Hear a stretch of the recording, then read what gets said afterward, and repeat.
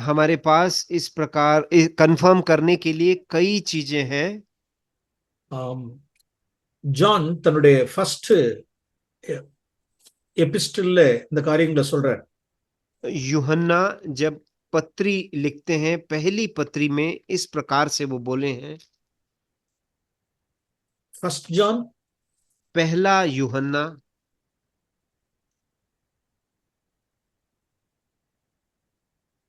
Chapter 2 verse 29ல வாசிக்கிறோம்.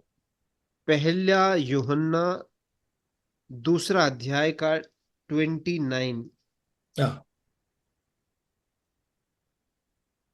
यदि तुम जानते हो कि वह धर्मी है, तो यह भी जानते हो कि जो कोई धर्म का काम करता है वह उससे जन्मा है। அதாவது நீதியை செய்கிறவன் எவனும் தேவனில் பிறந்தவன் என்று அறிந்திருக்கிறீர்கள். धर्म के काम जो करता है वह उससे जन्मा है। ஃபார் எக்ஸாம்பிள், முற்காலத்துல நாம் நம்மள்ட்ட நீதி நீதியே தெரியாது, நமக்கு நீதிக்கு தூரமா இருப்போம். हम पहले दिनों में या पिछले दिनों में हमको वो धर्म क्या है हमें नहीं मालूम था। இப்ப நாம் இப்படி சொல்லுவோமே, சகேயு அவன் மறுபிறப்புக்கு முன்னால அவன் அநியாயம் செய்கிறவனா இருந்தான். जकई वो नया जन्म पाने से पहले वो अधर्म ही करता था। அவன் மறுபிறப்புக்கு பிறகு எல்லாத்தையும் அதாவது அதெல்லாம் செட்டரேட் பண்ணாங்க. परंतु उसका नया जन्म होने के बाद उसने वो सारे पैसे के विषय का जो गड़बड़ी है उसको सबको उसने सही किया। எஸ்பெஷலி இந்த ஏரியா ஆஃப் மணி மேட்டர்ஸ்ல विशेष करके वो पैसे के विषय में। முற்காலத்துல நாம் அநீதியா இருப்போம், இப்ப அநீதி இப்ப நாம் நீதியை நடப்பிக்கிறவர்களா இருப்போம். पहले दिनों में हम पैसे के अधर्मी थे, अभी हम धर्म का पालन करने वाले बने। ஆம்.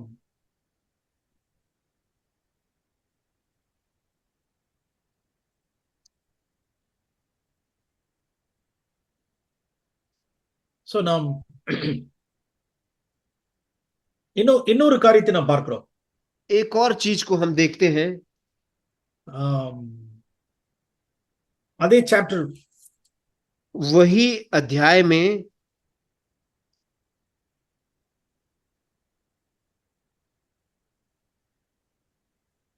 verse 10 chapter 3 verse 10 வாசிக்கிறோம். अगले अध्याय में तीसरे अध्याय का 10वें वचन में प्लीज रीड. इसी से परमेश्वर की संतान और शैतान के संतान जाने जाते हैं। जो कोई धर्म के काम नहीं करता वो परमेश्वर से नहीं, और न वह जो अपने भाई से प्रेम नहीं रखता। அதுல தன் நீதியை செய்யாமலும் தன் சகோதரில் அன்பு கூறாமலும் இருக்கிற எவனும் தேவனால் பிறந்தவன் அல்ல. जो भी अधर्म के काम करता है और अपने भाई से प्रेम नहीं करता वो परमेश्वर का संतान नहीं है। அப்ப chapter 4 verse 7 चौथे अध्याय का 7वां वचन। हे प्रिय, verse 7 चौथा अध्याय 7वां वचन। हे प्रियो, हम आपस में प्रेम रखें, क्योंकि प्रेम परमेश्वर से है, और जो कोई प्रेम करता है वह परमेश्वर से जन्मा है और परमेश्वर को जानता है। அப்ப தேவனால் பிறந்தவன் அன்புள்ளவனாய் இருக்கிறான். परमेश्वर के द्वारा जन्मा हुआ वह प्रेम से भरा हुआ है।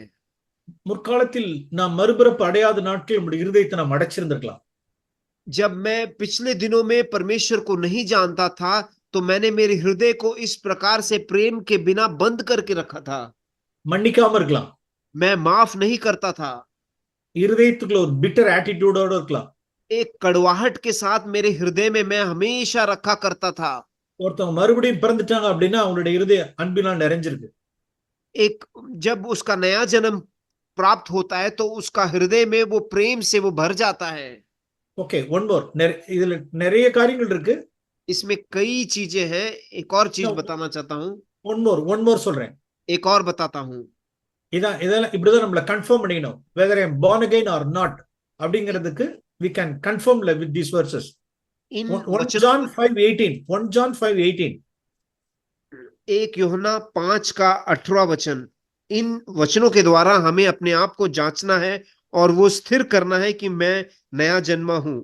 18वां वचन, हम जानते हैं कि जो कोई परमेश्वर से उत्पन्न हुआ है वह पाप नहीं करता, पर जो परमेश्वर से उत्पन्न हुआ पर जो परमेश्वर से उत्पन्न हुआ उसे यह बचाए रखता है और वह दुष्ट उसे छूने नहीं पाता। தேவனால் பிறந்தவன் தன்னை உலகத்தால் கரைபடாதபடிக்கு தன்னை காத்துக் கொள்கிறான். परमेश्वर द्वारा जन्मा हुआ व्यक्ति इस संसार की चीजों से अपने आप को बचाता है। எஸ். இப்போ ஒரு இப்போ ஒரு பிக் இருக்குன்னா பிக் எதுல இருக்கும் அப்படின்னா டர்ட்ல இருக்கும். एक सुअर कहाँ रहेगा? वो हमेशा गंदगी में ही रहेगा। சாக்கடையிலே தான் இருக்கும் அது. वो हमेशा वो गंदगी में ही रहेगा, ஏன்னா அவருடைய நேச்சர் அது. क्योंकि उसका स्वभाव ही वो ही है। இப்ப அதே கேட்டினுடைய நேச்சர் என்ன அப்படின்னா அதுக்கு விலகுது அது. परंतु एक बिल्ली का स्वभाव क्या है? हमेशा गंदगी से दूर रहना। ரெண்டு அனிமல் தான். दोनों जानवर ही है। அவ்வளவுதான். நம்மளுடைய நேச்சர் என்ன நேச்சர் அப்படின்னா அந்த பிக் நேச்சர் எடுக்கப்பட்டு கேட் நேச்சர் நமக்குள்ளார வருது.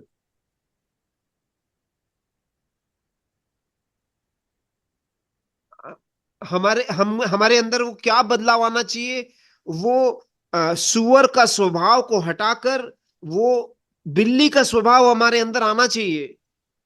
எஸ், நம்மை நாம் சுத்திகரித்துக் கொள்றோம். हम अपने आप को इस प्रकार से शुद्ध कर रहे हैं। தேவனால் பிறந்தவன் தன்னை சுத்திகரித்துக் கொள்கிறான். परमेश्वर द्वारा जन्मा हुआ व्यक्ति अपने आप को निरंतर शुद्ध करता है। தேவனால் பிறந்தவன் நீதி செய்கிறான். परमेश्वर द्वारा जन्मा हुआ व्यक्ति वो नीति का काम कर रहा है। தேவனால் பிறந்தவன் அன்பு கூறுகிறான். परमेश्वर द्वारा जन्मा हुआ व्यक्ति प्रेम करता है। இப்படிதான் நம்மள நாம் கன்ஃபார்ம் பண்ணிக்கணும். इस प्रकार से हमें अपने आप को जांच कर वो स्थिर करना है, कंफर्म करना है।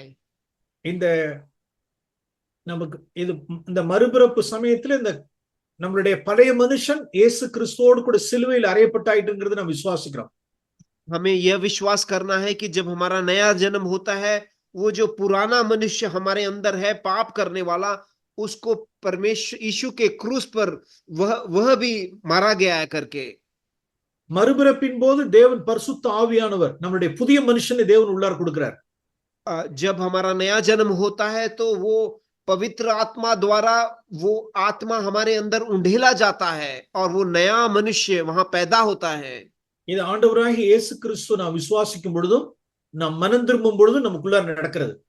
जब मैं प्रभु यीशु पर विश्वास करता हूं और मेरा जब नया जन्म होता है तो ये चीज मेरे अंदर होती है, घटती है। ஆமென். आमीन।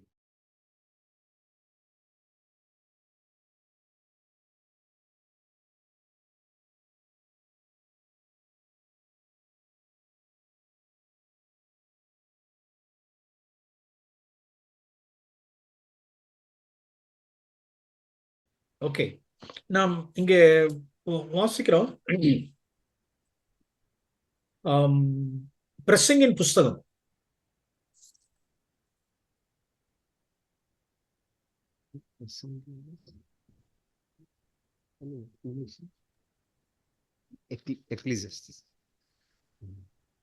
शभोपदेशक சாப்டர் 4.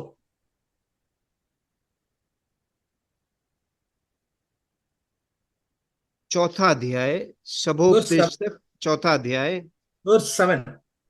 7वां वचन। Ecclesiastes 4:7। Sorry, 5:7. सॉरी, 5वां अध्याय का 7वां वचन, शबोपदेशक 5वां अध्याय उसका 7वां वचन।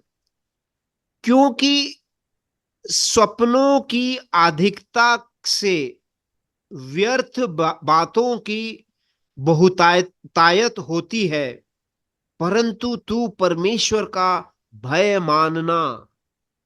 அதாவது அநேக சொப்பனங்கள் மாயை. बहुत अधिक सपने हमेशा हमें भ्रष्ट करता है या व्यर्थ है। நாம் நாம் தேவனுக்கு பயந்திருக்கணும். हमें परमेश्वर का भय मानना है। அநேக சொப்பனங்கள் மாயை அப்படின்னு வாசிக்கிறோம். कई सपने व्यर्थ हैं। ஓகே, அந்த அநேக சொப்பனங்கள் எதனால அப்படின்னு verse 3ல வாசிக்கிறோம். ये अनेक सपने किस कारण होता है, वो हम तीसरे वचन में पढ़ते हैं। क्योंकि जैसे कार्य की अधिकता से स्वप्न देखा जाता है, वैसे ही बहुत सी बातों के बोलने वाले मूर्ख ठहरते हैं। ஓகே, இங்க நாம் என்ன வாசிக்கிறோம் அப்படின்னா, சாலமோன் இதெல்லாம் சொல்லித்தரார். எப்படின்னா தேவனுடைய ஆவியானவர் இவைகளை எழுதி வைத்திருக்கிறார். சொப்பனங்கள் ஏன் பிறக்குது அப்படின்னா தொல்லையின் திரட்சியினால். सुलेमान को ये सारी चीजें पवित्र आत्मा द्वारा बताई गई। यहाँ वो क्या बोल रहे हैं कि कार्य की अधिकता से स्वप्न दिखता है हमें। ஏன்னா நம் மனுஷன் என்பவன் அவனுக்கு பண்டில் ஆஃப் ப்ராப்ளம்ஸ் இருக்கு அவனுக்கு. मनुष्य के मन में या उसके हृदय में बहुत सारे परेशानियों का एक भंडार है। இதனுடைய இதுல இருந்து தான் என்ன செய்யுதுன்னா சொப்பனங்கள் பிறக்குது. उसके अंदर से ही स्वप्न बाहर आता है। அவைகள் அநேக சொப்பனங்கள் மாயை. और ऐसे अनेक स्वप्न व्यर्थ हैं। அதனால நாம் நடத்தப்படக்கூடாது. उसके द्वारा हमें कभी भी चलाया नहीं जाना चाहिए। அது நம்மளை வஞ்சித்துரும். वो हमेशा हमें वो फंसाएगा। சில அதாவது காட்ஸ்னுடைய பெஸ்ட் எப்படி அப்படின்னா தேவன் சொப்பனங்களையும் காரியங்களை கொடுக்கறத காட்டிலும் பர்சனலா நம்ம தேவனோடு ஆவியானவர் பேசுறதா தேவன் நமக்கு விரும்புறார். इस प्रकार से स्वप्नों पर आश्रित रहने के बजाय परमेश्वर यही चाहता है कि वो हमसे व्यक्तिगत रीति में हमसे बात करे। அதுக்கு நமக்கு பரிசுத்த ஆவியானவர் தான் நமக்கு இஸ் த ஃபர்ஸ்ட் பெஸ்ட். ஆவியானவர் கனெக்ட் பண்றது. इसीलिए सबसे उत्तम पवित्र आत्मा हमारे अंदर हमको दिखाते हैं, वही सबसे उत्तम चीज है। சில சமயங்களில் நமக்கு என்ன உண்டு அப்படின்னா சில சில ரொம்ப அது ரொம்ப ரொம்ப சில சில காரியங்களை நாம் எடுத்துக்கலாம். बहुत ही कम गिने चुने ही चीजों में ही हमें इस चीज को लेना है।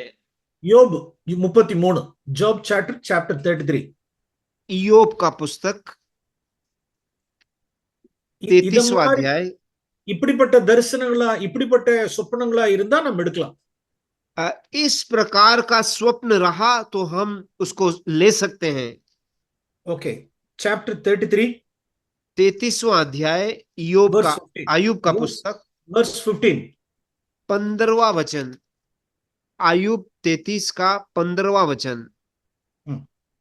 स्वप्न में या रात को दी हुई दर्शन में जब मनुष्य घोर निद्रा में पड़े रहते हैं, वा बिछौने पर सोते समय 15, 16, 17. 16वां वचन आगे पढ़ेंगे हम। तब वह मनुष्यों के कान खोलता है और उसकी शिक्षा पर मुहर लगाता है, जिससे वह मनुष्य को उसके संकल्प से रोके और गर्व को मनुष्य में से दूर करे। இதுல என்ன வாசிக்கிறோம் அப்படின்னா இது தேவனுடைய இது ஓல்ட் டெஸ்ட்மென்ட் லெவல் ஆஃப் தேவன் ஒரு மனுஷனுக்கு பாவத்தை உணர்த்துறது. ये पुराने नियम में परमेश्वर किस प्रकार से मनुष्य को पाप के विषय में जागृति देता है, वो हम यहां पढ़ते हैं। அதாவது verse 17ல வாசிக்கிறோம். हम 17वें वचन में हम देखते हैं, அதாவது அவனுடைய செய்கையை விட்டு நீங்கணும், அவனுடைய பெருமை அடங்கணும். उसके संकल्प से वो रुके, वो जो सोच रहा है उसमें से वो रुके और मन और गर्व को मनुष्य से दूर करे। அதாவது நீ பெருமையா இருக்க, நீ பெருமையா இருக்காத அப்படின்னு தேவன் சொல்ல விரும்புறார். इसका मतलब इस प्रकार से कि परमेश्वर आके मनुष्य से बोल रहा है, तू गर्विष्ठ है, तू गर्व के साथ मत रह करके परमेश्वर बोल रहा है। நீ பணத்துக்கு பின்னால போற, மனம் திரும்பு அப்படின்னு தேவன் சொல்ல விரும்புறார். परमेश्वर बोलना चाहता है कि तू पैसे के पीछे भाग रहा है, तू पैसे के पीछे मत जा। அல்லது நீ தேவ சித்தம் இல்லாதபடிக்கு தேவனுக்கு விரோதமான வழியில போயிட்டு இருக்க அப்படிங்கறத நீ மனம் திரும்பணும்னு சொல்ல விரும்புகிறார். परमेश्वर चाह रहा है कि तू गलत रास्ते पर भटक कर जा रहा है, उस रास्ते पे मत जा करके परमेश्वर बोलना चाहता है। இத புதிய உடன்படிக்கையில இருக்கிற நமக்கு பரிசுத்த ஆவியானவர் மூலமாய் நம்மோடு கூட எச்சரிக்க விரும்புறார். नए करार में इस प्रकार से हमको बताने के लिए पवित्र आत्मा हमसे बात करना चाहता है। இதான் ஃபர்ஸ்ட் பெஸ்ட். यही सबसे उत्तम है। ஆனால் परंतु அநேகர் அநேகர் பரிசுத்த ஆவியானவருடைய சத்தத்தை கேட்கறது இல்ல. कई लोग और अनेक लोग पवित्र आत्मा की आवाज को पहचान नहीं पाते हैं, सुन नहीं पाते हैं।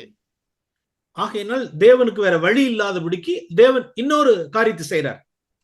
इस प्रकार से ना बोल पा रहे हैं, इसीलिए परमेश्वर एक दूसरा माध्यम का प्रयोग करता है। என்ன செய்றார் அப்படின்னா ஒரு சொப்பனத்து வழியா பேசுறார். वह एक स्वप्न के द्वारा मनुष्य से बात कर रहा है। மனம் திரும்புன்னு சொல்றார்.